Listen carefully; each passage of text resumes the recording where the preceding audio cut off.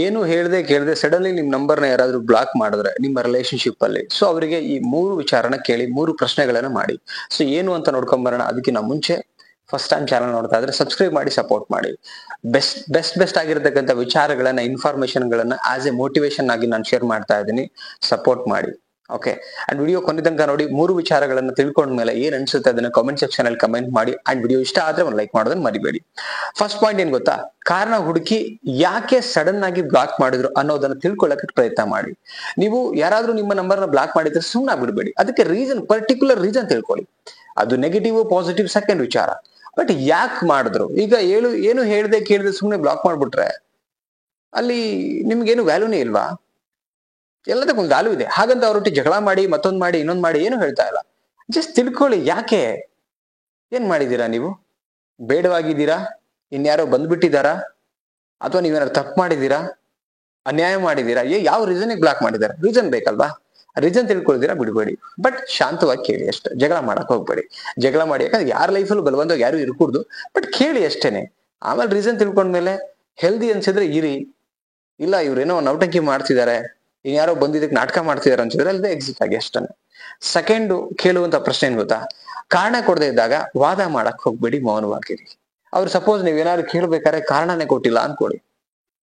ಕಾರಣ ಕೊಡದೇ ಇರೋ ವ್ಯಕ್ತಿಗಳು ಆಕ್ಚುಲಿ ಇಂಡೈರೆಕ್ಟ್ಲಿ ಮೌನಂ ಹೆಣ್ಮಕ್ಳು ಹೇಳ್ತಾರೆ ಮೌನಂ ಸಮ್ಮತಿ ಲಕ್ಷಣಂ ಅಂತೇಳಿ. ಸೊ ಕಾರಣ ಕೊಟ್ಟಿಲ್ಲ ಅಂತ ಹೇಳಿದ್ರೆ ಅಲ್ಲೇ ಉತ್ತರ ಇದೆಯಲ್ಲ ನಿಮ್ಗೆ.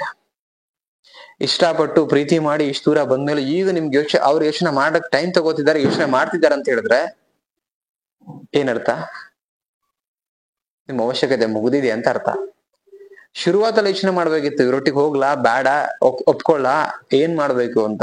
ಇಷ್ಟೆಲ್ಲಾ ಮುಂದಕ್ಕೆ ಬಂದ್ಬಿಟ್ಟು ಈಗ ಯೋಚನೆ ಮಾಡ್ತಾರ ಅಂತ ಹೇಳಿದ್ರೆ ನಿಮ್ಮನ್ನ ಸರಿಸ್ಬೇಕು ಅಂತ ಯೋಚನೆ ಮಾಡ್ತಿದ್ದಾರೆ, ದೂರ ಮಾಡ್ಬೇಕು. ಬಟ್ ಬಾಯಿಲ್ಲ ಹೇಳ್ಕೊಳಕ್ಕೆ, ಮರ್ಯಾದೆ ಹೋಗೋದಂತ ಅದ್ರಲ್ಲೂ ಅನ್ಸ್ತಾ ಇದ್ದಾರೆ.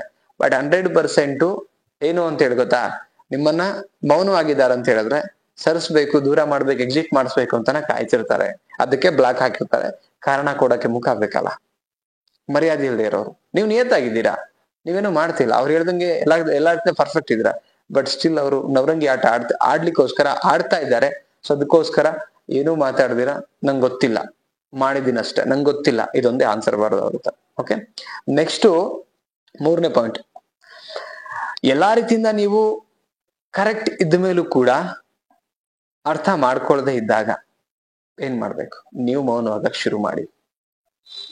ನೀವು ಎಲ್ಲಾ ರೀತಿಯಿಂದ ಕರೆಕ್ಟ್ ಆಗಿರ್ತೀರಾ, ಅವ್ರಿಗೆ ಹೆಂಗ್ ಬೇಕು ಹಂಗಿರ್ತೀರಾ, ಅಡ್ಜಸ್ಟ್ ಆಗ್ತೀರಾ, ಎಷ್ಟು ಕೇರ್ ಮಾಡ್ಬೇಕು ಅದನ್ನೂ ಮಾಡ್ತೀರಾ, ಎಷ್ಟು ಪ್ರೀತಿ ಮಾಡ್ಬೇಕು ಅದನ್ನೂ ಮಾಡ್ತೀರಾ, ಮನೆಯಲ್ಲಿ ಎಷ್ಟು ಅಂಡರ್ಸ್ಟ್ಯಾಂಡಿಂಗ್ ಆಗಿರ್ಬೇಕು ಅದನ್ನೂ ಮಾಡ್ತೀರಾ. ಓಕೆ, ಅವ್ರ ಕೆಲ್ಸದ ವಿಚಾರಗಳಲ್ಲೂ ಅದಕ್ಕೂ ಅಡ್ಜಸ್ಟ್ ಆಗ್ತೀರಾ, ಫಿನಾನ್ಸಿಯಲ್ ವಿಚಾರಕ್ಕೆ ನಿಂತ್ಕೊಳ್ತೀರಾ, ಪ್ರಾಬ್ಲಮ್ ಆದಾಗ ಧೈರ್ಯ ಕೊಡ್ತೀರಾ, ಎಲ್ಲಾ ಮಾಡ್ತೀರಾ. ಆಸೆ ಒಂದು ತಾಯಿ ಮಗುವಿನ ಹೇಗ್ ಟ್ರೀಟ್ ಮಾಡುತ್ತಲ್ಲ, ಅಷ್ಟೆಲ್ಲ ಮಾಡಿದ್ಮೇಲೂ ಸ್ಟಿಲ್ ಸಡನ್ಲಿ ಬ್ಲಾಕ್ ಮಾಡ್ತಾರೆ. ಮರ್ಯಾದೆ ಕೊಡ್ತಾ ಇಲ್ಲ, ಬ್ಲಾಕ್ ಮಾಡಿರೋದಕ್ಕೆ ಕಾರಣ ಕೊಡ್ತಾ ಇಲ್ಲ, ಇದ್ಯಾವುದು ಮಾಡ್ತಿಲ್ಲ ಅಂದಾಗ ಏನು ಕೇಳಕ್ ಹೋಗ್ಬೇಡಿ. ಕಾರಣ ಹುಡುಕಕ್ಕೆ ಅಂತ ಹೋಗಿರ್ತೀರಿ. ಸೊ ತಿಳ್ಕೊಳ್ಳೋಣ ಏನಾಗಿದೆ ಅಂತ. ನೀವೆಲ್ಲಾ ಕರೆಕ್ಟ್ ಆಗಿದ್ದನು ಏನು ಕೆಳಗಡೆ ಏನದು ಕತ್ನ ಕೆಳಗಡೆ ಮಾಡ್ಕೊಂಡು ಸುಮ್ನೆ ನಿಂತಿದ್ದಾರೆ ಅಂತ ಹೇಳಿದ್ರೆ ಹೆಣ್ಣಾಗಿರ್ಬೋದು ಗಂಡಾಗಿರ್ಬೋದು, ಏನು ಹೇಳಕ್ ಹೋಗ್ಬೇಡಿ, ಏನು ಕೇಳಕ್ಕೂ ಹೋಗ್ಬೇಡಿ. ಬಿಟ್ಬಿಡಿ ಅವ್ರ ಪಾಡಿಗೆ ಅವ್ರನ್ನ, ನನ್ ಪ್ರಕಾರ. ಯಾಕೆಂದ್ರೆ ಬಲವಂತವಾಗಿ ಎಷ್ಟು ದಿನ ಒಬ್ಬರನ್ನ ಕಟ್ ಹಾಕೊಳಕ್ ಸಾಧ್ಯ? ಅಂಡ್ ಕಟ್ ಹಾಕೊಂಡಾಗ ಇರ್ತಾರೆ, ಇಷ್ಟ ಇದ್ದು ಇರಲ್ಲ. ಅವ್ರು ಆಕ್ಚುಲಿ ನೋವು ಪಡ್ಕೊಂಡಿರ್ತಾರೆ. ಪ್ರೀತಿ ಅನ್ನೋದು ನೋವು ಪಡುವಂಥದ್ದಲ್ಲ.